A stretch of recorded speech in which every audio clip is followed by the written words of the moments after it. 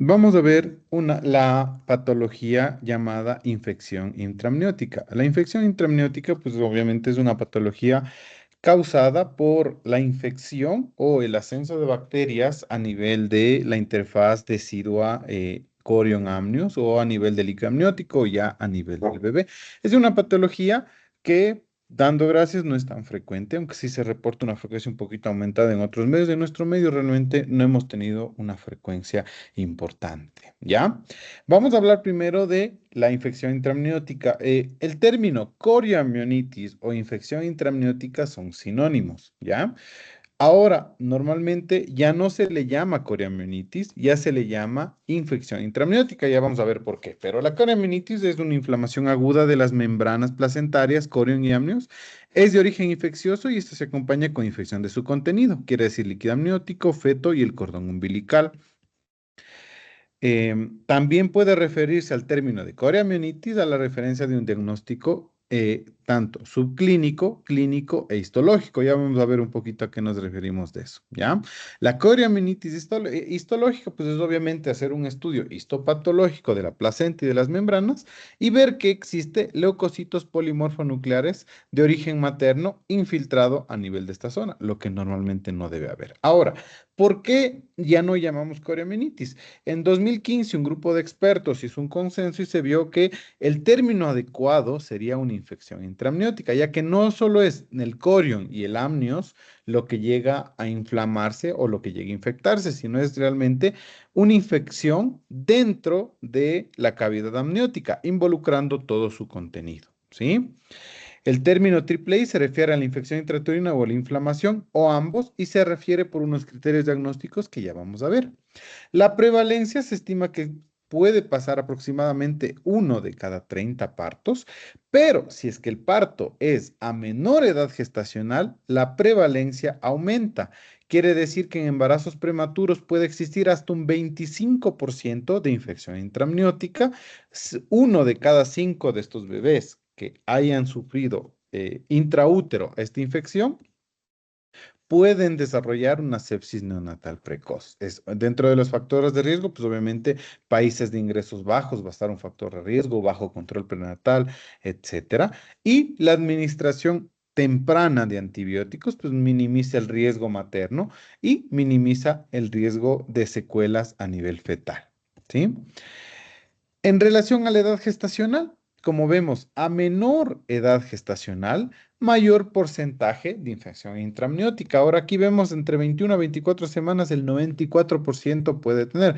Eso generalmente se refiere a labores de parto espontáneas, a un parto prematuro tan temprano que es muy probable que para que se haya dado un parto prematuro a esa edad, tuvo que haber sido desencadenado por una infección intramniótica. También, obviamente, aquí va a haber el grupo en los cuales se tuvo que dar un parto iatrogénico, se ovitó el bebé, se rompió las membranas, hubo un síndrome de HELP severo, hubo una eclampsia bastante temprana, pues obviamente no van todos ellos a desarrollar infección intramniótica, sino se refiere que si se da un parto prematuro y no se tiene alguna causa como la incompetencia cervical, o una infección severa materna, muchas de las veces la causa puede haber sido una infección intramniótica y muchas de las veces no son diagnosticadas a tiempo, son unas infecciones subclínicas. Por ejemplo, a veces tenemos pacientes en las cuales se tiene una amenaza de parto prematuro.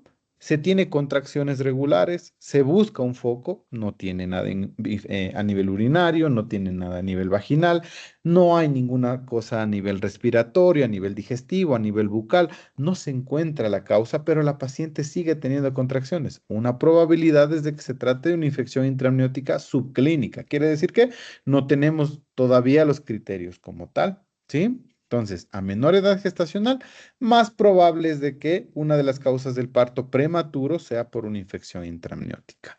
La frecuencia de invasión microbiana a la cavidad amniótica, se ha hecho algunos estudios y se ha tomado muestras de placenta en varias situaciones, no solo en infecciones intramnióticas, sino en algunas situaciones obstétricas que pueden incluso considerarse algunas como factores de riesgo, y se ve que situaciones que hagan que el parto sea más prolongado o que pase más tiempo la paciente con membranas rotas o que se tenga que hacer intervenciones, pues obviamente va a aumentar el riesgo de que ya haya bacterias colonizando el líquido amniótico. Por ejemplo, una labor de parto con membranas espontáneas, la prevalencia es de 6,3%. Es algo esperado, algo normal, ya que tenemos bacterias a nivel vaginal y cuando se dé el parto, parte de estas bacterias pueden ascender, no es ningún problema. Pero si es un parto pretérmino con membranas íntegras, aumenta ya un poco, aumenta del 8,7 a 34. Si a esta paciente prematura se le rompen membranas, ya aumenta al 17%. Si es que, obviamente, ya hay coreamionitis, pues obviamente encontraremos hasta un 61% bacterias en el líquido amniótico. Si es que tenemos ruptura de membranas antes de la labor de parto y obviamente el parto es prolongado, puede llegar hasta un 75% y así, etcétera. Viendo que los factores de riesgo más importantes pues pueden llegar a ser ruptura de membranas prelabor, partos prematuros y obviamente algún dispositivo intrauterino que pueda estar ahí, que puede ser como una reserva para que las bacterias tengan un mejor medio para crecer. Ahora, los agentes etiológicos va a variar un poquito si es que las membranas están íntegras o rotas, pero generalmente estas infecciones son polimicrobianas. No tenemos un factor o un microorganismo específico. Dentro de los principales están todos los perdón, un grupo grande de gram negativos anaerobios, uroplasma urolítico, micoplasma hominis, gardenia vaginalis, el estreptococo del grupo B y otra cantidad de bacterias. Cuando hablamos de pacientes con membranas íntegras o membranas rotas, pues, generalmente cambia un poquito. Aquí hay un poquito más Fusobacterium, bacterias que tal vez tienen una, eh, una capacidad invasiva mayor para lograr pasar estas membranas íntegras, pero a la final no nos cambia de que son polimicrobianas y de que el antibiótico o los antibióticos tienen que ser de amplio espectro. Factores de riesgo, pues son todos los factores que hagan que o asciendan bacterias a nivel vaginal o estas bacterias tengan el tiempo suficiente para crecer y dar una infección o se rompan las defensas que inmunológicas como tal, tanto de la madre como del bebé, como puede ser, por ejemplo, hablando de más duración del parto, un parto prolongado, puede ser el uso de la anestesia epidural que prolonga el parto. Si hablamos de situaciones que rompan la defensa, una de las defensas que tiene el bebé, pues son las membranas, pues una ruptura prolongada de membranas, ¿no es cierto? Iatrogénicamente, que tengamos que usar algún electrodo en el cuero cabelludo fetal o tengan que hacer cirugía fetal o amniocentesis, etcétera, y algo que disminuya la inmunidad materna. Ahí sí puede ser, por ejemplo, el uso de alcohol, el uso de tabaco, que se ha visto obviamente que disminuyen la capacidad de defensa, especialmente a nivel cervical. Y obviamente tactos vaginales repetitivos, expulsivo prolongado, colonización de estreptococo del grupo B, etcétera.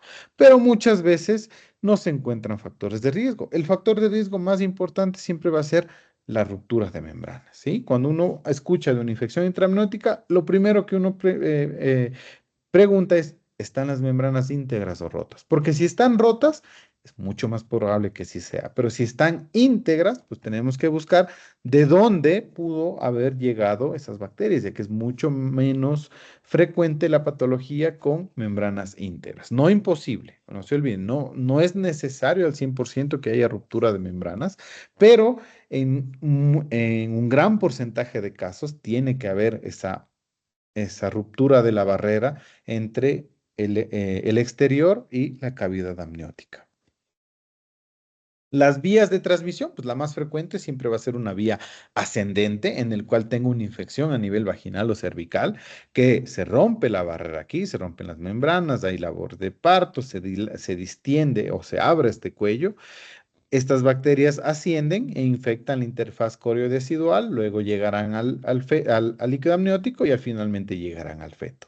La vía hematógena, pues en pacientes con alguna infección severa, en pacientes con una bacteriemia, podría ser que estas bacterias logren atravesar la interfaz placentaria y llegar hacia el bebé. Y la vía retrógrada, que generalmente sería la segunda en frecuencia, ya que la vía hematógena es mucho más raro, por contigüidad, paciente con una apendicitis, con un apéndice perforado, un absceso pélvico, pues esas bacterias tienen por contigüidad, infectan el útero, van atravesando sus capas y llegan hasta las membranas y llegan hasta el líquido amniótico.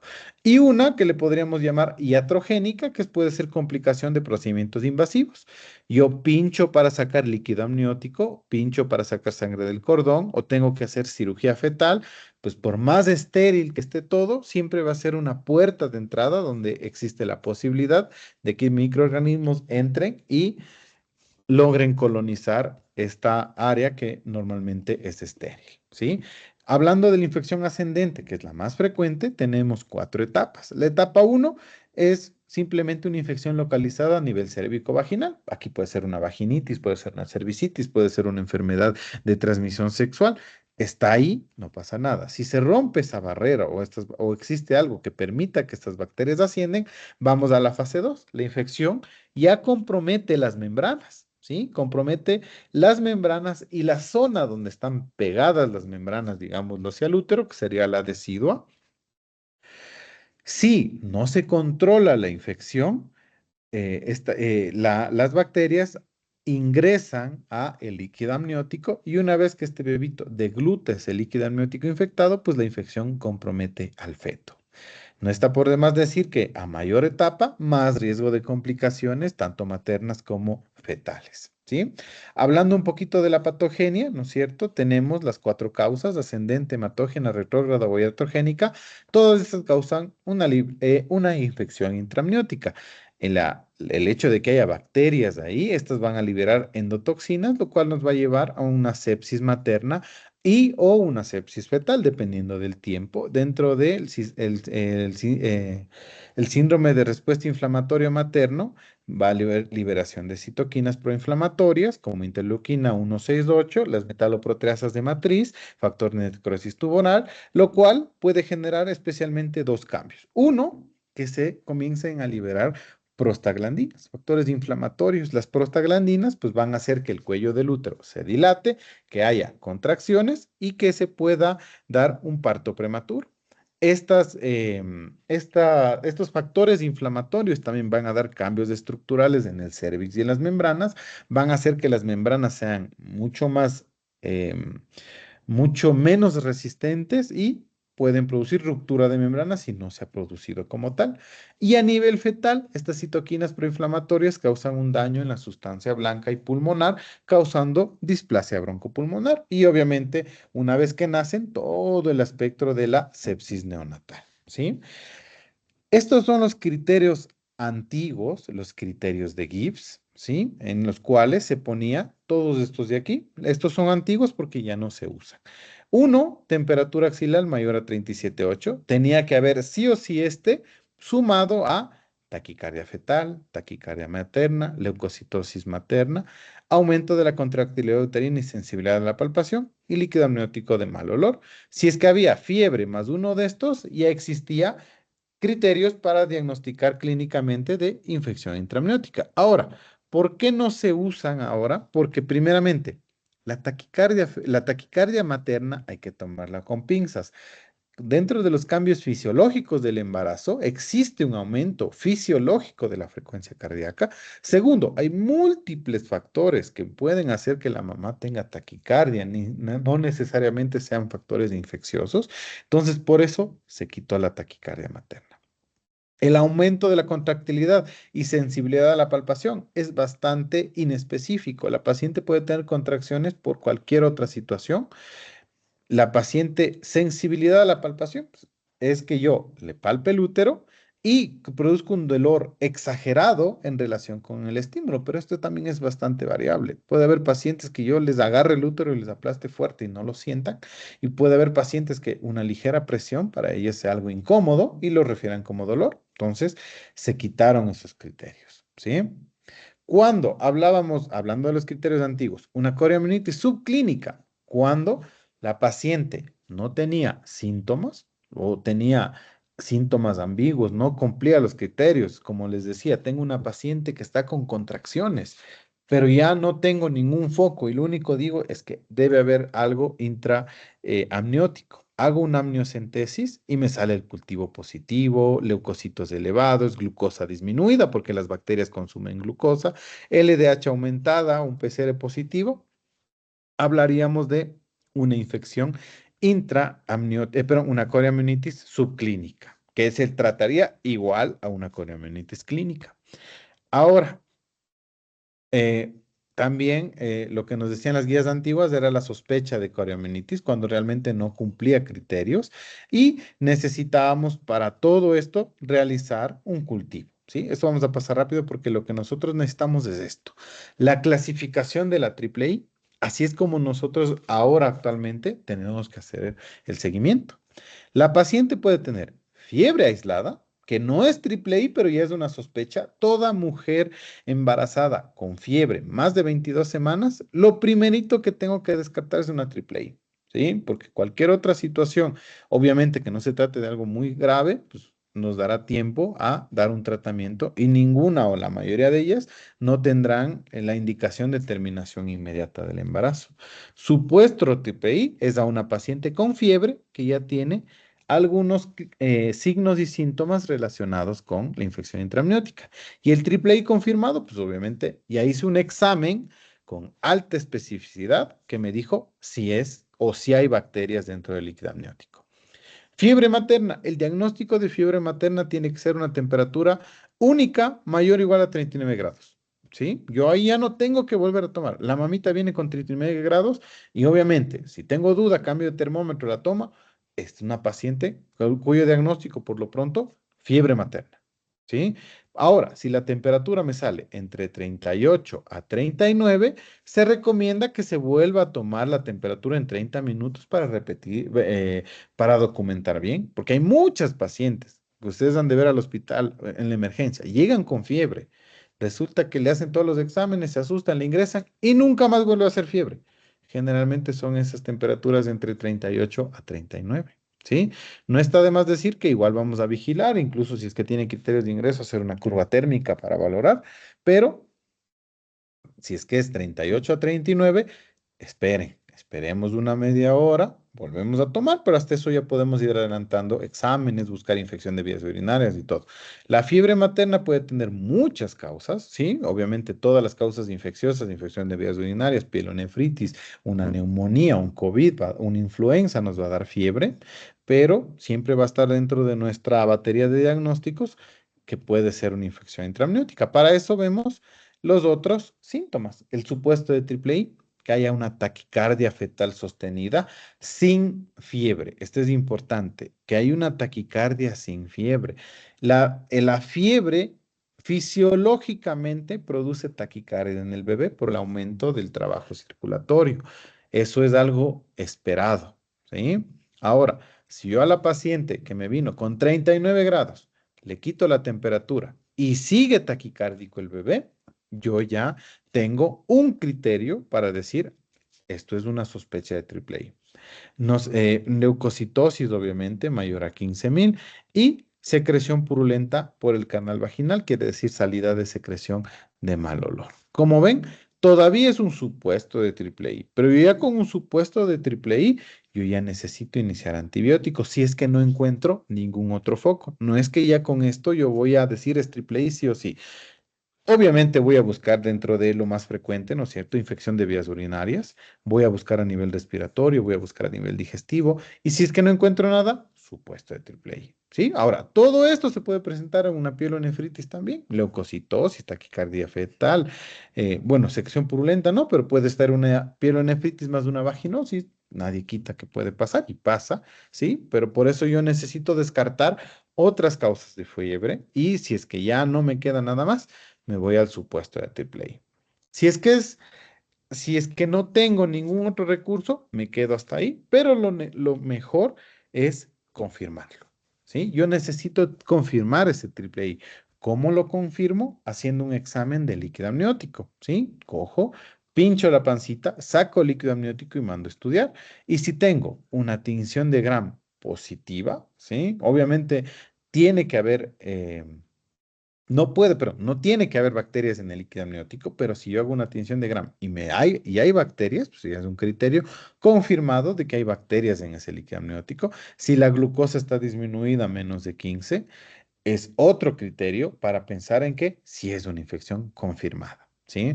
Si nos da tiempo por ser un embarazo muy prematuro, por ser un embarazo que la paciente esté estable y obviamente no queremos sacar un bebito muy prematuro, podríamos llegar a la confirmación o al examen más específico que sería el cultivo. Obviamente el cultivo estará en 2 a 3 días, pues, si es que la condición clínica de la paciente nos permite, se podría esperar, pero si es que no, o si es que se tiene alta sospecha, no necesito que el cultivo llegue para yo tomar la decisión.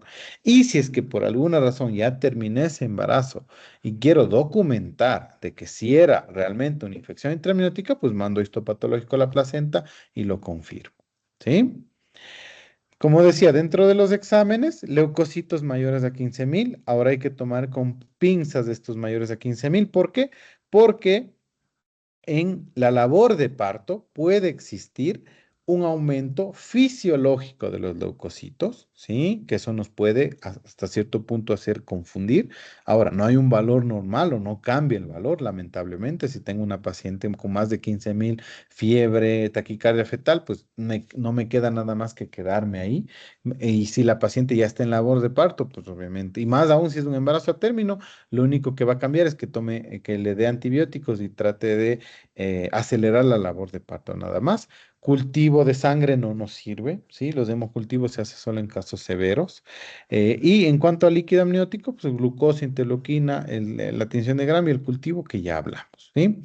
Otros otros marcadores inflamatorios como el PCR, pues obviamente son bastante inespecíficos. No nos sirve para el diagnóstico, nos puede servir un poquito para el seguimiento, ver que el PCR vaya bajando con el uso de antibióticos. La interleuquina 8 nos puede ayudar a estimar un grado de enfermedad, pero este no está demostrado. Este interleuquina 8 no es en sangre, es en líquido amniótico. La procalcitonina también puede ser un factor de severidad, pero igual no es algo específico, no es algo que deberíamos pedir porque no existe evidencia suficiente de que nos pueda ayudar a tomar decisiones, ¿sí? La amniocentesis va a ser siempre el examen a decidir. Si tenemos alta sospecha, tenemos que hacer un examen de amniocentesis, no nos podemos quedar ahí, a menos que la condición clínica de la paciente nos haga que tomemos una decisión más rápida, se tiene que hacer la amniocentesis siempre considerando la alta sospecha. El hecho de pinchar las membranas, el hecho de pinchar la pancita, el miometrio, las membranas hasta llegar a tomar líquido amniótico tiene un riesgo del 1% de producir ruptura espontánea de membranas. Así que tengo que tener una alta sospecha. No lo voy a hacer a todos, ¿sí? Si tengo un embarazo de 28 semanas con alta sospecha, pues el beneficio de pinchar supera el riesgo de una posible ruptura. Y ha pasado, a veces se toca hacer una amniocentesis porque tiene alta sospecha, se pincha, rompen membranas y el examen no sale negativo. Y ahora la paciente que probablemente solo tenía una vaginosis está con una ruptura a las 28 semanas y ese bebé probablemente no aguante más de 2 semanas. Eso es el riesgo que puede pasar y por eso hay que tomar o estar bien pendiente a qué paciente si cumple los criterios de sospecha de triple I y no coger arbitrariamente o aceleradamente, decir, no, esta paciente está con fiebre y leucocitosis, la voy a subir y resulta que ha tenido solo una infección de vías urinarias que nadie le ha encontrado. ¿Ya? Algunos marcadores ecográficos nos pueden hacer sospechar de infección intramniótica. Se ha visto que el acortamiento cervical puede a veces predisponer a un ascenso de bacterias, infección intramniótica, ¿sí? Y también al revés, un acortamiento en una paciente que no tenga antecedentes de parto prematuro, se podría pensar que dentro de las causas podría ser una infección intramniótica.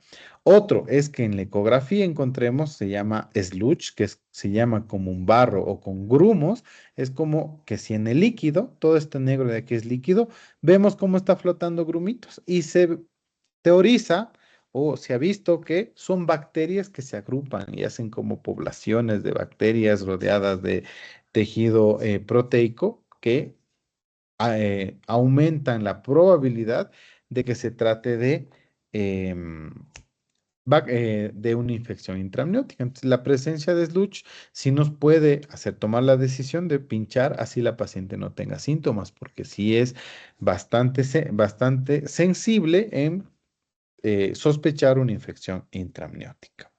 Y bueno, algo que se habla también es la involución del timo para diagnosticar infección fetal, pero eso ya son cosas muchísimo más específicas. El diagnóstico diferencial pues tiene que ser con toda causa infecciosa o inflamatoria que nos dé fiebre. Ahí sí, vamos a irnos dentro de los más principales: infección de vías urinarias, infección del tracto respiratorio, ¿sí? Podríamos pensar una apendicitis, obviamente, si es que se trata de alguna situación de abdomen agudo, etcétera, ¿sí? Pero básicamente es descartar todo lo que se nos ocurra que la paciente pueda tener y que le esté causando fiebre. El tratamiento, se habla un poquito de prevención con suplementos de zinc, y el mejor tratamiento, pues, es tratar a tiempo y de forma efectiva cualquier infección a nivel cérvico-vaginal. El tratamiento agudo, pues obviamente va a depender del estado de la paciente, la hidratación, monitoreo y el diagnóstico de infección intraamniótica en nuestro país es terminación del embarazo, ¿sí? Aquí no se hace manejo expectante de la coriomionitis. Y digo aquí porque en otros lugares como en España ya se está probando el dar el tratamiento expectante con antibióticos, con punciones cada 72 horas, con ecografías o evaluaciones del perfil del bienestar fetal cada 12, 24 horas para tratar de avanzar un poquito la edad gestacional. Pues obviamente ellos son un poquito más arriesgados, ¿sí? Hacen esto con el objetivo, especialmente en pacientes menores a 34 semanas, 28, 29 semanas, en las cuales sí puede hacer una gran diferencia, 2, 3 semanas de crecimiento intrauterino, pero en nuestro medio, independientemente de la edad, sea de 24, 26, 28, 34, 37 semanas, la indicación es terminación del embarazo y antibiótico terapia desde el diagnóstico hasta que el bebé nazca, ¿sí? Los antibióticos que se puede dar es de este grupo de aquí: ampicilina más gentamicina, tienen que ser ambos, ampicilina 2 gramos cada 6 horas, gentamicina facilito 5 miligramos por kilo intravenoso cada 24 horas. Si la paciente tiene una reacción leve a la penicilina, quiere decir si se puso penicilina y solo se enronchó, se edematizó, le digo prurito, se puede intentar con cefazolina y gentamicina, pero si la paciente tiene antecedente de una reacción alérgica severa, la paciente realizó angioedema, realizó bradicardia, realizó un paro cardíaco, realizó un paro respiratorio. Obviamente ahí no vamos a dar ni siquiera cefazolina o ningún derivado beta-lactámico o cefalosporina. Pues ahí nos vamos a ir con clindamicina, gentamicina y dependiendo de las resistencias locales y de lo que se ha reportado, se puede plantear vancomicina. ¿Sí?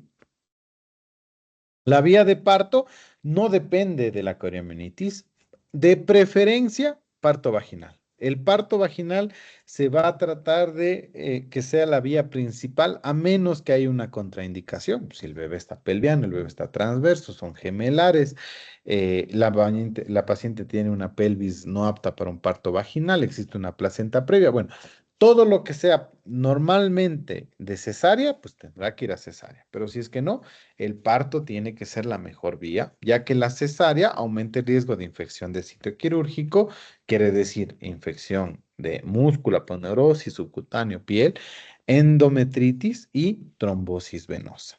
¿Sí? Durante el posparto, una vez que ya nace el bebé, no se ha demostrado que el continuar dando antibióticos mejore, ¿sí? Entonces, las pacientes con infección intraamniótica, una vez que están en el puerperio, se le debería suspender los antibióticos. ¿Por qué? Para evitar dar antibióticos de forma innecesaria y aumentar la resistencia bacteriana, que ya de por sí es un problema grave de salud pública. ¿Qué hacemos en nuestro hospital? Pues acaba o se termina el embarazo y la paciente queda con curva térmica. Se va vigilando signos de infección. Obviamente la paciente, al tener una infección intraamniótica, no se va a ir a las 24 horas, probablemente se vaya a las 48, 72 horas.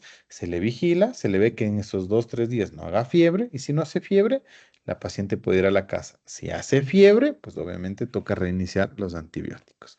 Dentro de las complicaciones maternas, pues una de las complicaciones puede ser presentar hemorragia posparto, puede presentar complicaciones relacionadas en caso de ser cesárea, como hablamos, endometritis, infección de herida, tromboembolismo, reacciones relacionadas con el uso de antibióticos, que puede ser alergia a los antibióticos o crear organismos resistentes, la resistencia antimicrobiana, y rara vez hay infecciones tan severas que logren llegar a causar un shock séptico, un síndrome de distrés respiratorio agudo o incluso la muerte, ¿sí? En los bebés, generalmente las complicaciones son un poquito más severas.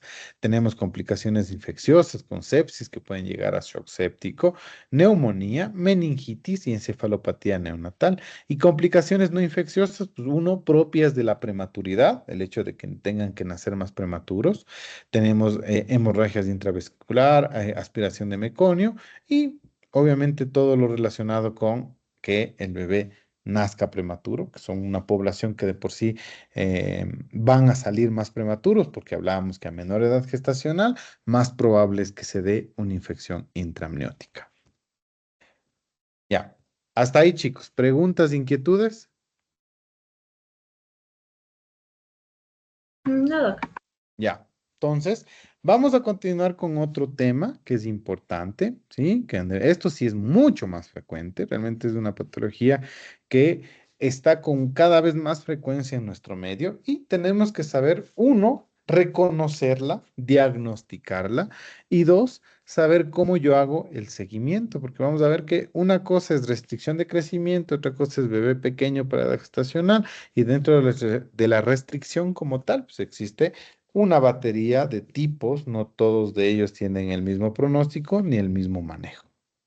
Entonces, la restricción de crecimiento, pues obviamente es la insuficiente expresión del potencial genético del crecimiento fetal. Quiere decir que este feto no alcanza al crecimiento que debía tener, que estaba codificado de acuerdo a su potencial genético. Obviamente esto dependerá mucho de la herencia. No es lo mismo que un feto que tenga que crecer de padres de 1,80 a 1,90 a un feto de padres de 1,50 a 1,60. Pero ya o hasta cierto punto se trata de diferenciar esos bebitos que son constitucionalmente pequeños, que puede ser por genética, como digo, no es lo mismo igual un feto de aquí que un feto de algún neozelandés, que generalmente ellos tendrán pues, unas curvas de crecimiento mucho más altas que las nuestras, ¿sí? El crecimiento fetal, pues va a depender no solo del potencial genético, también va a depender de la capacidad de la madre para llegar a esos nutrientes. Esto dependerá de la nutrición materna, esto dependerá de la circulación materna, esto dependerá de muchas otras situaciones. De la placenta que tenga la capacidad de transferir estos nutrientes. Igual dependerá de la calidad de la placenta, hormonas y factores de crecimiento intrauterinos. Entonces, los bebitos con restricción, mayor riesgo de resultados perinatales adversos y también se ha demostrado que feto o niños o adultos que tuvieron restricción intraútero se asocia con hipertensión, hiperlipidemia, enfermedad coronaria y diabetes mellitus. Como vemos, es una patología que tal vez nos puede incluso estar afectando en la vida adulta. Algunas consideraciones en relación con esta patología. Uno, que los criterios no son universales. Vamos a ver que varía mucho de ciertas escuelas, de española, que la escuela americana, la escuela china, algunos criterios pueden cambiar. Otro, que el peso fetal va a variar entre propias generaciones. No es lo mismo los niños que nacieron hace 30 años que los niños que nacen ahora. Va a variar entre culturas, va a variar entre zonas geográficas, por lo que la normalidad de un país no necesariamente es la normalidad de otro país. No se disponen de tablas locales del peso. Eso es un problema nuestro. No tenemos unas tablas que se haya cogido a 50, 100 mil embarazos de todo nuestro país y se encontró que los bebitos que nacieron con un peso adecuado de edad gestacional, a las 22, 23, 24, 25, 26, etcétera, semanas pesaban entre esto y esto es lo normal. Los bebitos que nacieron pequeños fue porque eran menos de esto a tal edad gestacional. No tenemos tablas de normalidad. No tiene cuadro clínico relevante. Pues obviamente no tiene cuadro clínico como tal. La paciente no va a referir nada. El hecho de que la mamita diga, mi pancita no está igual de grande, está más pequeña de lo que era mi anterior bebé, o está más pequeña de lo que mi vecina está embarazada y nos embarazamos casi al mismo tiempo, no es un cuadro clínico relevante, ya que puede variar un montón, ¿no es cierto? Y otro, que si es que se da en su forma temprano o tardía, su comportamiento es diferente y su probabilidad de complicaciones también difiere, ¿ya? Entonces, ¿por qué es relevante este tema? Porque es la segunda causa de mortalidad, ¿sí? Porque da tasas de mortalidad 6 a 10 veces mayores, ¿sí? Porque 53% de los mortinatos, de los óbitos, o muertes posterior al nacimiento y prematuros y 26 mortinatos a término tuvieron restricción. Aumenta la incidencia de asfixia intraparto dependiendo de el grado hasta en un 50%. Por eso no es así nomás de decir, este embarazo de 37 semanas más restricción baja para parto. Ya sabemos que esos bebés tienen mayor riesgo de asfixia. No voy a tomar igual consideración que la paciente que tiene un bebito con un peso normal, igual está en labor de parto. A esta paciente con restricción le voy a vigilar más porque sé que hay más probabilidad o mayor riesgo de asfixia, ¿sí? Y obviamente vemos que el diagnóstico y tratamiento adecuado nos puede prevenir muchas complicaciones y tomar las decisiones a tiempo, ¿sí? La mortalidad fetal, lo que hablábamos, hasta en un 50% de las muertes fetales prematuras y 20% de muertes a término, estuvieron asociadas a restricción. No quiere decir que fueron la causa, pero fueron un factor que tal vez aportó a que se den estos resultados perinatales adversos, ¿sí? La mortalidad, una vez que los bebitos nacen, también aumenta cuando fueron bebitos menor al percentil 10 y mucho más si fueron menores al percentil 3. Y los bebitos con restricción tienen hasta un 50% más de alteraciones de los monitoreos. Entonces es otra cosa a considerar. ¿Sí?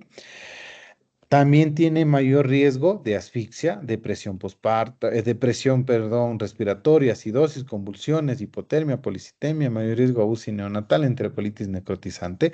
A largo plazo se ha visto que existe una incidencia un poco aumentada de crecimiento físico alterado, menor coeficiente intelectual a la media, síndrome metabólico del agudo, enfermedad cardiovascular, y consecuencias en el adulto, un mayor riesgo de dislipidemias, síndrome metabólico, diabetes, hipertensión y enfermedad cardiovascular. Quiere decir que por esta razón es importante saber, conocer y diagnosticar y manejar la restricción de crecimiento.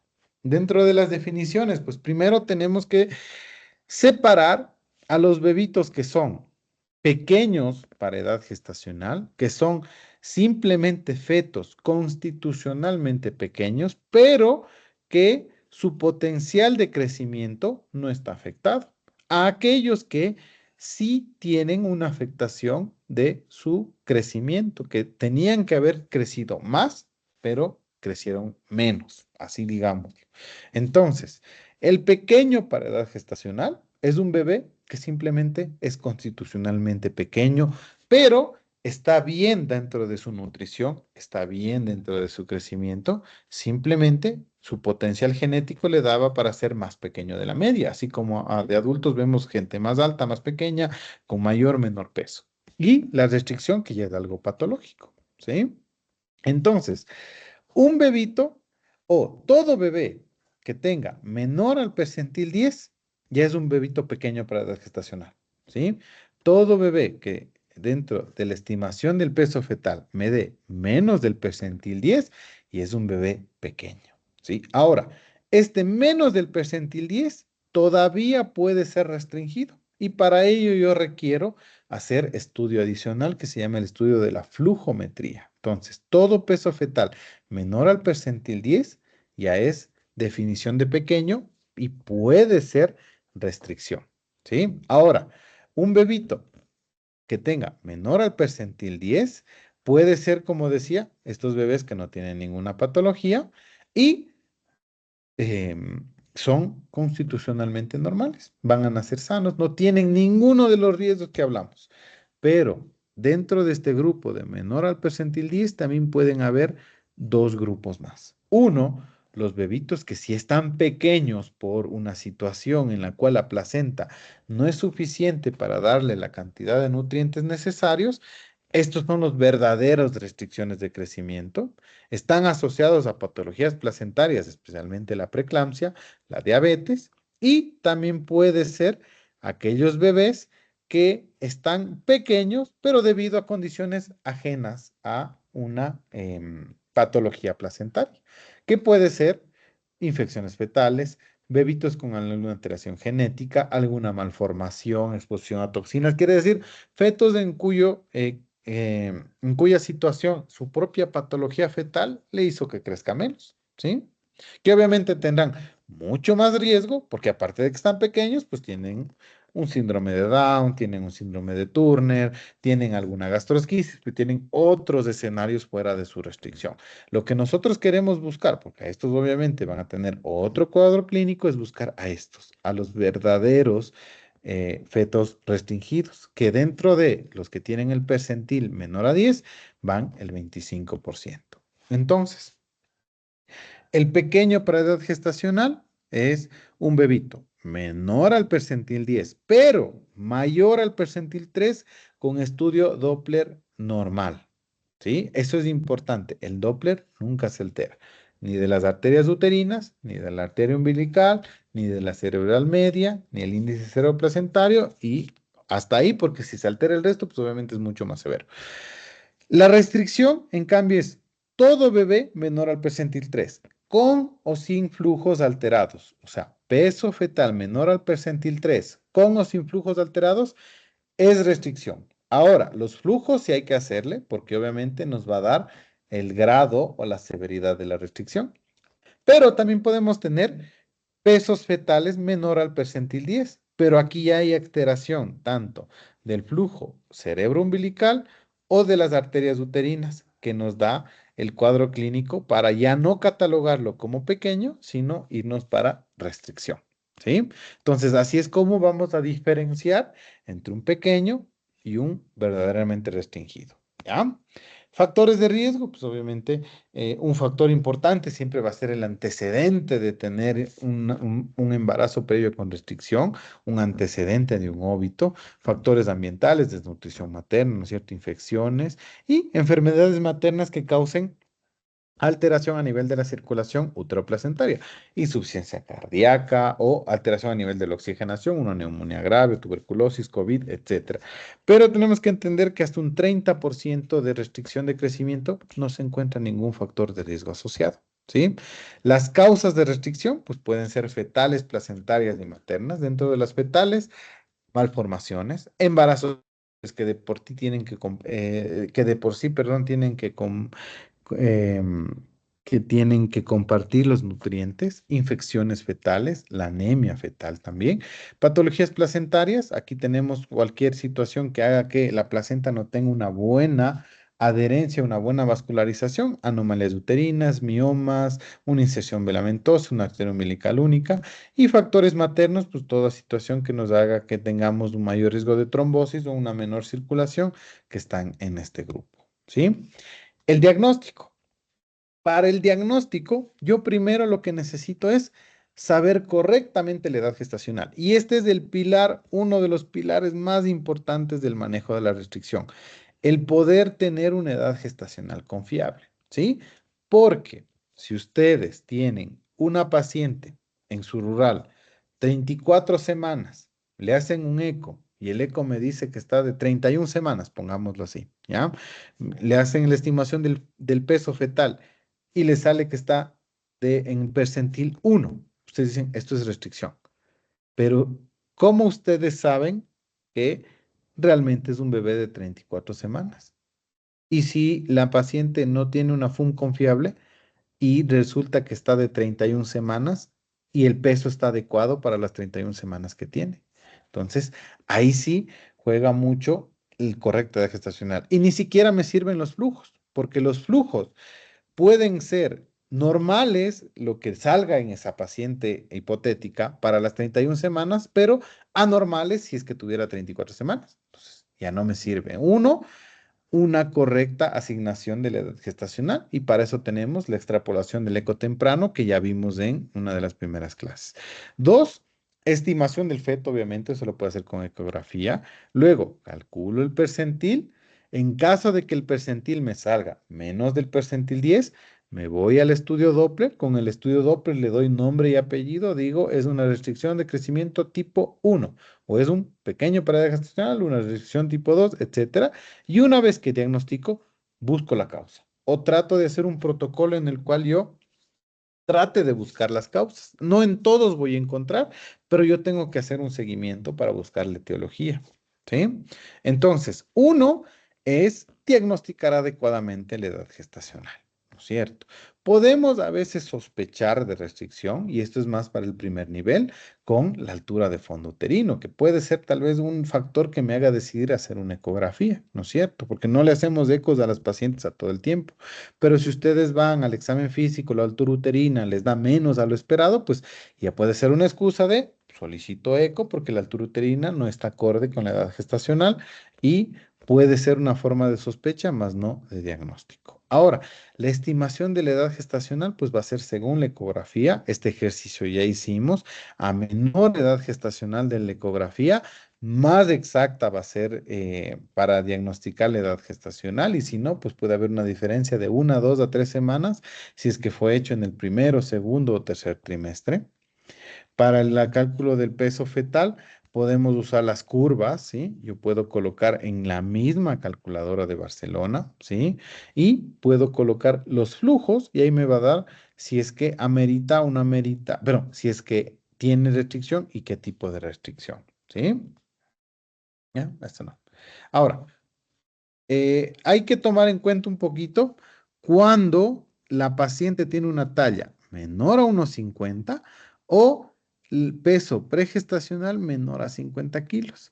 Aquí hay curvas en las cuales se puede utilizar una corrección del peso que me usa una calculadora que se llama Fetal Test, en la cual, por ejemplo, yo hice aquí un ejemplo. 34 semanas un bebito masculino con 1820 gramos, resulta que me salió en un percentil 3 restringido. Le puse estos mismos datos el mismo día en otra calculadora y me salió que está en el percentil 13, ¿ya? Esta calculadora tiene una parte especial que usa, está teniendo en cuenta las características de talla materna y de peso materno. Sería la única especificación que podríamos usar, que sí nos puede dar un poquito de cambio. Pero fuera de esto, la calculadora de Barcelona es excelente para hacer todo. Ya vamos a hacer una prueba después, ¿ya? Una vez que yo digo, este bebé es menor al percentil 10, yo tengo que sí o sí solicitar una ecografía Doppler, ¿sí? La ecografía Doppler, pues obviamente nos va a permitir valorar la flujometría y también el líquido amniótico, ¿sí? El líquido amniótico en toda la restricción tenemos que ver, no nos vamos a enfocar mucho ahí. Tengo que valorar la arteria umbilical, tengo que valorar, no vamos a quedarnos mucho esto aquí, ¿no es cierto? Pero en la arteria umbilical, normalmente, para que la función normal, digamos, del cordón umbilical, quiere decir que el flujo de sangre que llega al bebé es constante. Esta, este pico de aquí es la cantidad de sangre que llega en la sístole cardíaca. Esta cantidad de sangre es lo que llega en la diástole cardíaca, en la pulsatilidad del cordón. Quiere decir que, miren, se contrae, va sangre. Se relaja, sigue pasando sangre. Todo el tiempo está pasando sangre. Eso es lo normal. Ahora, miremos esto aquí. Ya hay una alteración. En la diástole hay menos cantidad de sangre. ¿Sí? Aquí ya tenemos un flujo, se llama un flujo diastólico ausente, en la cual en la sístole sigue pasando sangre, pero en la diástole ya no. Entonces, ¿qué quiere decir? Menor flujo por la arteria uterina umbilical, perdón. Y en la parte más severa existe un flujo diastólico reverso. que en la sístole pasa sangre, pero en la diástole hasta se regresa sangre de lo dañado que está la función cardíaca. De la arteria cerebral media, lo que tratamos de buscar es que haya vasodilatación, ya que si llega menos sangre al cerebro, pues obviamente un mecanismo compensatorio va a ser vasodilatar. Y la hipoxia y la acidosis va a causar que haya una mayor vasodilatación. Aquí pasa lo contrario. Aquí es normal que haya menos flujo en la diástole, pero cuando yo tengo flujo diastólico elevado, quiere decir que hay una vasodilatación tan grande que esos vasos están totalmente dilatados. ¿Sí? El índice cerebroplacentario es básicamente dividir el índice de pulsatilidad de la arteria cerebral media para la umbilical. Esto obviamente a ustedes no les interesa mucho, esto es más específico de ginecología como tal, ¿sí? Simplemente para ir entendiendo un poquito. Las arterias uterinas también, yo lo que necesito es que haya un flujo elevado, como aquí una diástole alta.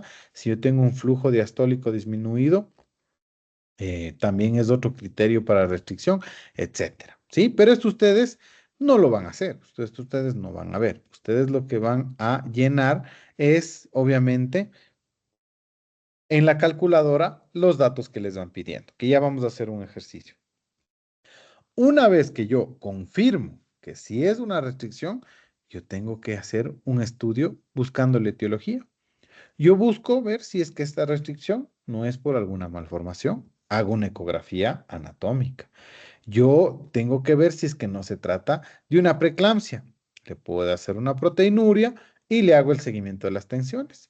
Yo tengo que pensar si no se trata de algo genético. Esto va a tomarse con pinzas, obviamente dependerá del grado de restricción y de lo qué temprano fue la restricción para hacer el estudio genético del líquido amniótico, alteraciones óseas y secuencia del exoma que solo los vamos a mencionar. Entonces, yo hago el estudio de proteinuria. Yo comienzo a tomar la tensión arterial 2 a 3 veces por semana, ¿sí? Si es que la presión estuvo negativa, le solicito un IPC, lo mismo que hacemos ahí, ¿ya? Si es que me sale positivo el IPC, pues obviamente será una paciente a la cual le voy a estar vigilando mucho más, con mucho más tino la aparición de preeclampsia y si es que tenemos la disponibilidad de incluso hacer factores angiogénicos como los que tenemos en el hospital. Pero si es mayo 140-90, pues obviamente ya voy a hacer el protocolo para diagnosticar o buscar si es que es una hipertensión gestacional o es preeclampsia. Si es que es una restricción bastante severa antes de las 24 semanas, yo hago ya pruebas genéticas y amniocentesis, ¿sí? Si yo tengo anomalías estructurales, pues obviamente me voy a ir también a amniocentesis con estudio genético. Si esto es obviamente más específico, si tengo alguna alteración estructural ósea, pues obviamente voy a hacer un estudio para buscar alteraciones óseas, etcétera, ¿sí? Ahora, la clasificación de la restricción. A la restricción le tenemos que dar nombre y apellido, ¿sí? La restricción tipo 1, el estadio inicial, un peso fetal menor al percentil 3, pero con flujos normales. O un peso fetal menor al percentil 10, con un índice cerebroplacentario menor al percentil 5, una arteria cerebral media, el índice de pulsatilidad, eso es IP, menor al percentil 5, o una arteria uterina, el IP medio de ambas arterias, mayor al 95, ¿sí? Ahí yo digo es de estadio 1, va perfecto, hasta ahí llego el diagnóstico. Pero si este bebé que tiene, y como ven de aquí en adelante es percentil 10 para abajo, un flujo diastólico ausente, como veíamos acá en estas imágenes, ¿sí? Que, así, ausente el flujo diastólico, ya es una restricción tipo 2. Si aquí hay un flujo diastólico reverso, en cambio, ya no solo está plano, sino se va hacia abajo, obviamente medidas por 2 ocasiones y es una restricción tipo 3 o un ductus venoso con un IP elevado. Y el restricción tipo 4 es todo bebito con un percentil 10 o menos del percentil 10 con un registro cardiotocográfico patológico. ¿Sí? Quiere decir con un monitoreo alterado que a pesar de maniobras de reanimación fetal siga alterado o un bebito con un flujo diastólico del ductus venoso reverso. ¿Sí? Aquí tenemos un poquito más reportado cómo sería encontrar las características de acuerdo al Doppler. Pero ustedes no tienen que complicarse mucho, ¿sí? Esto ustedes lo hace la calculadora por ustedes, ¿sí? Ustedes lo único que se van es a fetal growth o crecimiento fetal, en la cual me pide edad gestacional, ¿sí? Yo voy a poner aquí que está de 34 semanas, 0 días. Me pide el peso calculado, vamos a poner 1500. Me pide si es varón o mujer, eso sí, pongámosle un poquito más, 1850, vamos, ya, ya. Entonces, me pide el sexo del bebé y es muy importante porque miren, con 1850, un feto femenino es percentil 6 y un feto masculino es percentil 4, ¿sí? Si le quitamos un poquito más, 30, vamos. Si es que fuera mujer, sería percentil 5, pero si es que fuera, ahorita sería pequeño para edad gestacional siendo mujer, pero siendo varón ya sería restringido. Entonces sí importa mucho el peso del bebé, ¿sí? Si es que yo me quedo con un percentil, por ejemplo, 900, 950, con un percentil mayor al percentil 10, la calculadora ya no me permite ingresar ni un dato. Me dice, este bebé está dentro del rango normal y no necesito absolutamente nada. Pero si ya me sale menor al percentil 10, la calculadora inmediatamente ya me pide que ponga el Doppler de la arteria uterina, el flujo diastólico si está presente o ausente, el Doppler de la arteria de la arteria cerebral media y el Doppler de las arterias uterinas. Entonces yo igual voy llenando, voy a poner uno aquí, diastólico presente, aquí pongamos 1.8, y pongamos uno y aquí pongamos uno. Y pongo calcular y resulta que aquí ya me calcula, no me sale. Aquí ya me calcula dónde está percentil 38, ausente, vamos a ver aquí. ¿Sí? Aquí ya me calcula el estadio de la restricción y me dice la recomendación que nazca. ¿Por qué? Porque ya está más de 34 semanas, está de 34 semanas o más. ¿Sí? Ahora, si yo hubiese puesto diastólico presente, pero aquí ponía 2. Si todavía me salía algo alterado, me va a pedir otros datos como el ductus venoso y con eso igual me va a decir, por ejemplo, ya un estadio 3, estadio 2 o estadio 1, etcétera. ¿Sí? Entonces, esta calculadora ustedes simplemente cogen el eco, van buscando los datos y les va poniendo. Pero ahora, ustedes tienen que saber cómo hacer el manejo. El manejo pues va a ser dependiendo de el estadio, dependiendo de la edad gestacional, en caso de que cumpla criterio de maduración o neuroprotección, eh, se le tiene que indicar, pero uno de los pilares es saber cuándo terminar este embarazo. Y eso va a depender de la restricción. Entonces, ¿cómo va a ser el seguimiento? Al pequeño para edad gestacional lo tenemos que seguir cada 2 a 3 semanas. ¿Por qué? Porque es un bebito que, aunque es constitucionalmente pequeño, siempre puede quedar la duda de que no se trate de un estadio temprano de restricción. Entonces, cada 2 a 3 semanas, peso fetal y Doppler. A la restricción tipo 1, cada 1 a 2 semanas.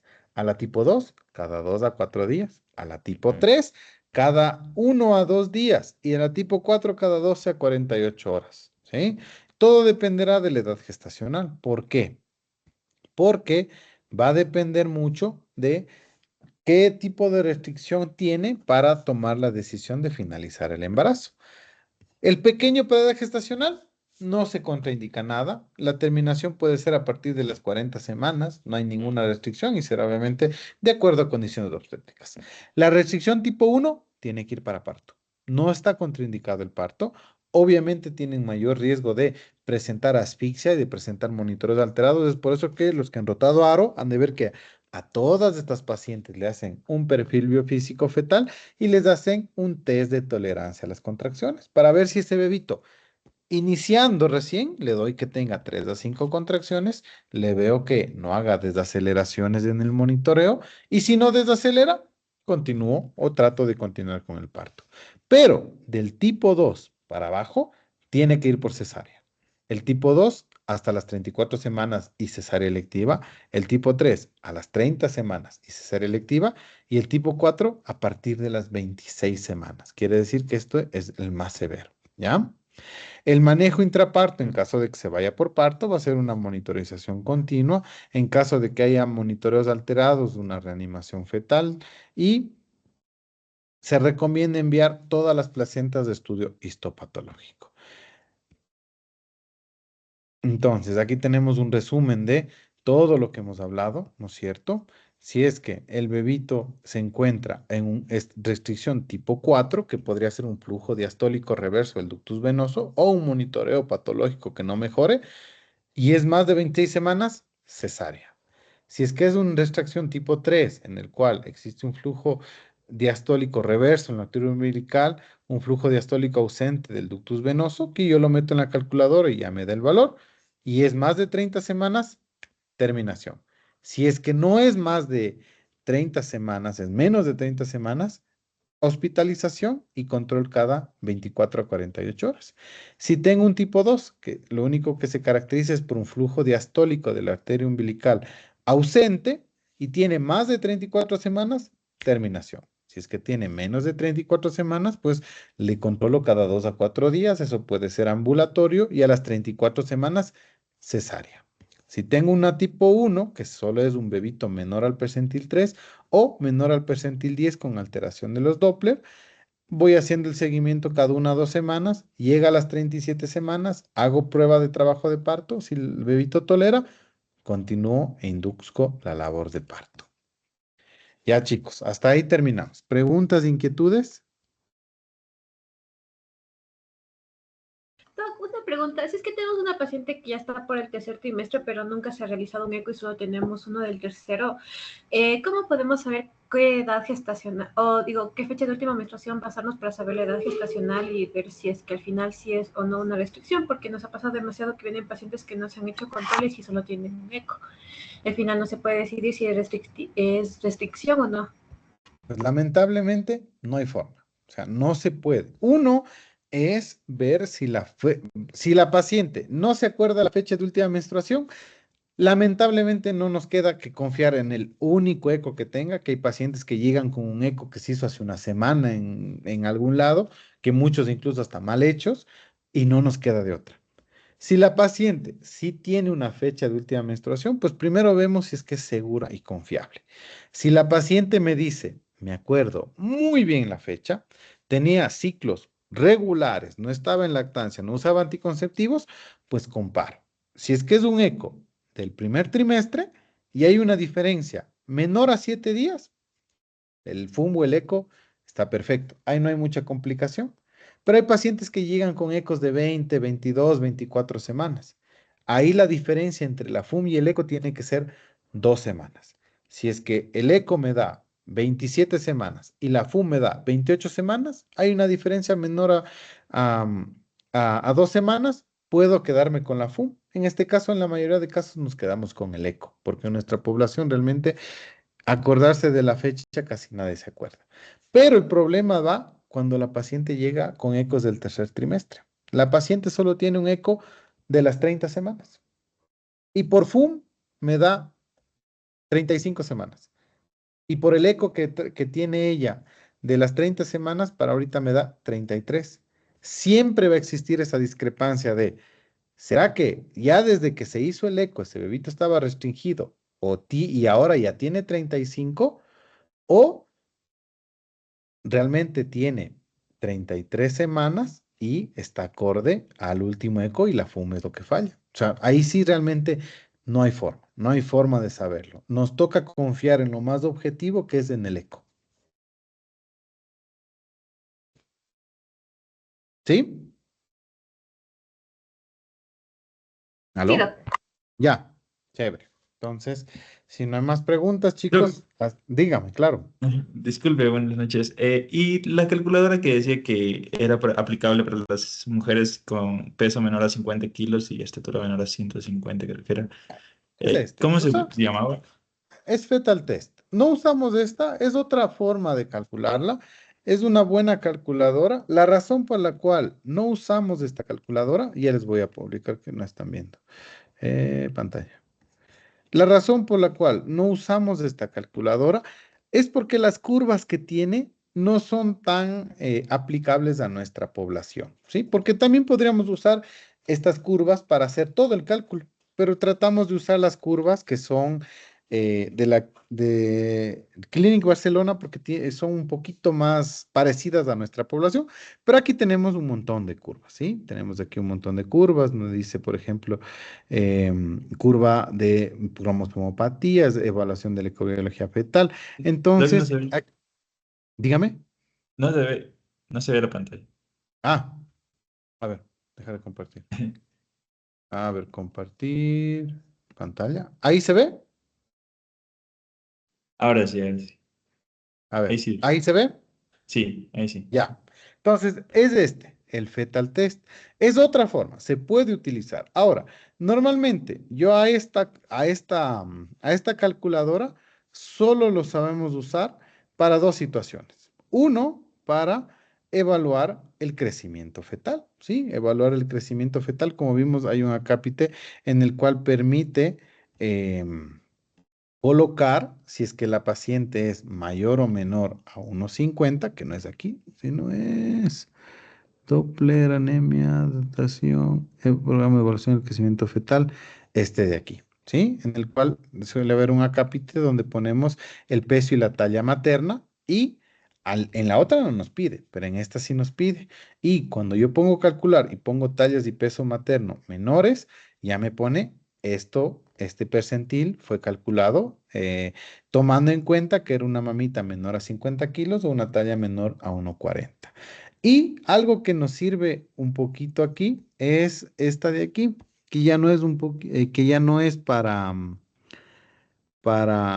restricción como tal, sino para sacar percentiles de la longitud del cuello. Cuando ustedes dicen, bueno, el cuello mide 22 milímetros, el cuello mide 20 milímetros, están de escuchar, pero bueno, ¿en qué percentil está? Entonces yo cojo, ¿no es cierto? 25 semanas, 5 días. Y resulta que el cuello me está midiendo 15, no, pongámosle 26 milímetros, ya. Entonces yo meto esto y resulta que el cuello está en un percentil 6, está menor al percentil 10. Para esta edad gestacional está menor el percentil a la media. Es una forma que también nos permite evaluar la longitud cervical, cosa que otras calculadoras no tienen. Pero para el resto, esta le sirve para todo. Esta de la medicina fetal Barcelona, para lo básico que ustedes necesitan, esta de aquí. Ya, Doc, gracias. Ya, chicos, si no hay más preguntas, entonces me avisan cualquier cosa y ya les estoy avisando, ¿ya? Que les vaya muy bien, una buena noche. Listo, Gracias, que doctor. descansen. Ya, Luego, hasta luego, chao. gracias.